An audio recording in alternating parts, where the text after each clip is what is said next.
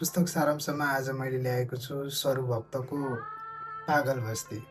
यो किताब दुईटा भागमा विभाजित छ र म प्रथम भाग यानि यसको पृष्ठभूमिलाई चाहिँ आज सारांश मार्फत मैले जे पढेँ त्यसको बारेमा भन्न चाहँदैछु।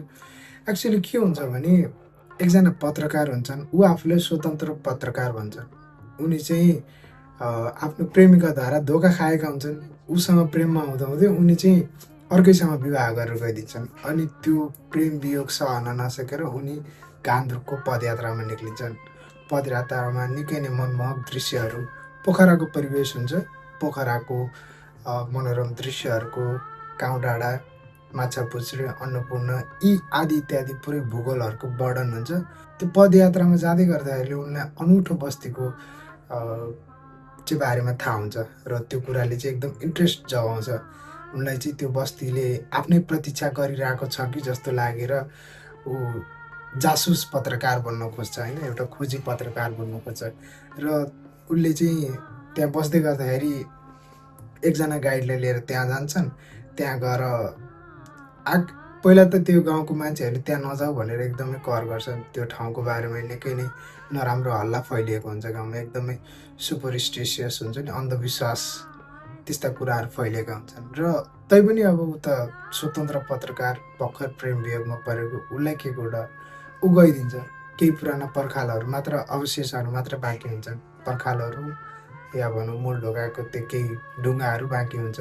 त्यहाँ उभिँदै गर्दाखेरि चाहिँ उसलाई चाहिँ अचानक एउटा अव्यक्त शक्ति होइन, वृत्तान्त गर्ने हामीले के शक्तिले हो, अब त्यो किताबमा पनि भनिएको छैन, त्यसले लगार्छ। अझै पनि के गरौँ भनेर दोधारमा हुन्छ, तर पनि उसले त्यसको बारेमा खोजी गर्छ। त्यही गाउँमा सोधखोज गर्दै गर्दाखेरि एउटा सूत्र चाहिँ मार्था भन्ने एकजना कलेजको प्रोफेसरसँग जोडिन जान्छ। उनीहरूलाई भेट्न जान्छ। उनीहरू समवेयर इन पोखरा, भानुभक्तको शालिग पछाडि उनीहरू त्यहाँनिर दुईजना महिला कुरा गरेर बसिरहेको हुन्छन्। एकजना बेलायती महिला जसको नाम मार्गरेट हो र अर्को नेपाली महिला जसको नाम मार्था हो। नेपाली भइकन पनि मार्था, किनकि उनलाई चाहिँ एकजना बेलायती, अर्को एकजना उनकी बेलायती महिलाले नै उनलाई हुर्काइ बढाइ गरेकी हुन्छ। उनले चाहिँ अब आफू आउनुको कारण भन्छ क्या त्यो पत्रकारले मार्थालाई, म चाहिँ यहाँ यो कारणले आएको, पागल बस्तीको बारेमा चाहिँ जान्न आएको हो भनेर भन्छ। अनि त्यो पागल बस्तीको नाम सुन्ने बित्तिकै चाहिँ मार्थालाई चाहिँ एक किसिमको रौद्र रूप चढ्छ। ती बुढी अवस्थामा हुन्छन्, जीर्ण शरीर हुन्छ, तैपनि उनमा के शक्ति आउँछ कुनै, उसले चाहिँ त्यो पत्रकारलाई झङझङ्याउँछ किन त्यो बस्तीको नाम लिएको आदि इत्यादि। अनि छेउमै भएकी मार्गरेटले चाहिँ उनलाई सम्झाउँछन्, अलि शान्त हुन्छन्। अनि त्यसपछि त्यो पत्रकारलाई छोडिन्छ। पत्रकारले चाहिँ ठुलो आत्मग्लानीमा पर्न जान्छ। मैले के कुरा निकालेछु, के प्रसङ्ग जोडिछु, बुझ्दै नबुझिकन यो कुरालाई उहाँ अगाडि जोडिछु, धेरै नै गल्ती गरेछु भन्ने फिल हुन्छ।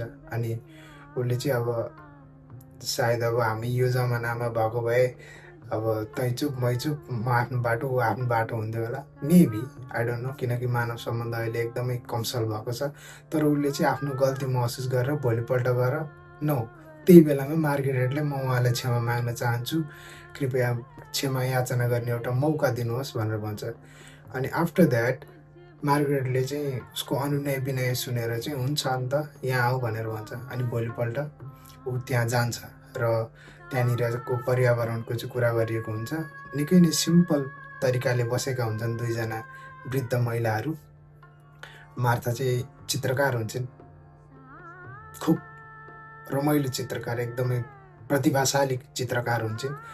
अनि उनलाई हिजोकै कुराले एकदमै उदास बनाइरहेको हुन्छ किन भन्दाखेरि त्यो चाहिँ अर्को भागमा आउँछ। अनि ऊ चाहिँ त्यहाँ गएर, केटो चाहिँ त्यो पत्रकार गएर अनुनय विनय गर्छ, मैले धेरै ठुलो भुल गरेँ, मलाई माफ गरिदिनुहोस्, अब आइन्दा म त्यो पागल बस्तीको नामै लिन्न भनेर भन्छ। उनलाई त्यो पत्रकारले चाहिँ म धेरै नै पछुताएको छु, आत्मग्लानी भइरहेछ, मलाई माफी दिनुहोस् भनेर मार्थाले भन्छ। अनि मार्थाले पनि उसलाई आफ्नो छोरा जस्तो सम्झेर, तिमी मेरो छोरा हो, यसरी माफी माग्नु पर्दैन, मलाई हिजो के भयो मैले बुझ्न सकिनँ भन्छ।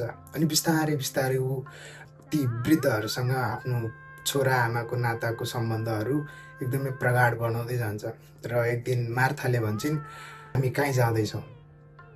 कहीँ जाँदैछौँ, कृपया भोलि आउनु भनेर भन्छ। अनि भोलिपल्ट मार्था र ऊ कुनै एउटा यात्रामा जान्छन् र यात्रामा गइसकेपछि चाहिँ दोस्रो भाग सुरु हुन्छ ठ्याक्क त्यहाँनिर कट भएर।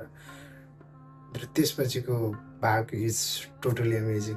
त्यसको बारेमा नि कुरा गर्ने एकदम इच्छा छ। म अर्को भिडियोमा कुरा गर्नेछु।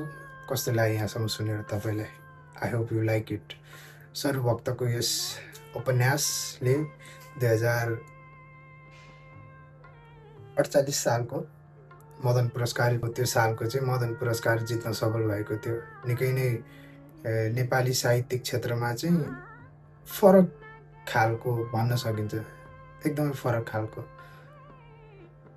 एक मूलधारले गइरहेको साहित्यलाई चाहिँ सरुभक्तले च्याप्प समातेर यस्तै हुनुपर्छ भन्ने छैन, यो तरिकाको नि बनाउन सकिन्छ भनेर त्यसरी लेखेका छ, which is completely crazy, completely mind blowing. म त्यही भन्न चाहन्थेँ। I'll see you guys in another one.